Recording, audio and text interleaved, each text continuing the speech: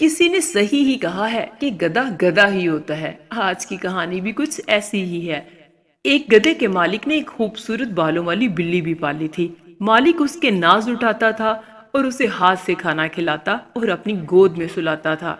मालिक जहां भी जाता बिल्ली उसके साथ साथ जाती थी। गधा बेचारा रोज मालिक के साथ काम करता और ढेरों बोझ उठाता, लेकिन फिर भी मालिक उसे घर के बाहर खूंटे से बांधकर शाम को चारा डाल देता था। गधे को बिल्ली से हसद होने लगा था। एक दिन गधे ने सोचा कि क्या कसूर है मेरा कि सिर्फ बिल्ली ही मालिक को अच्छी लगती है और हर वक्त वो ही मालिक के साथ रहती है।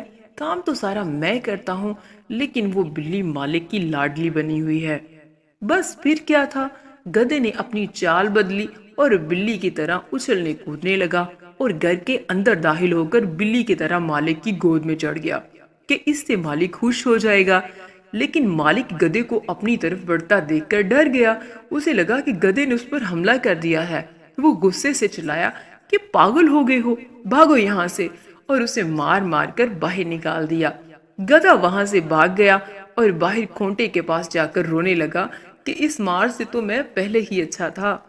तो प्यारे बच्चों, आज की कहानी से हमने सीखा कि किसी से हसद करना बहुत ही बुरी आदत है, क्योंकि इससे हम किसी को मुयस्सर नेमत देखकर उसके छिन जाने की तमन्ना करने लगते हैं।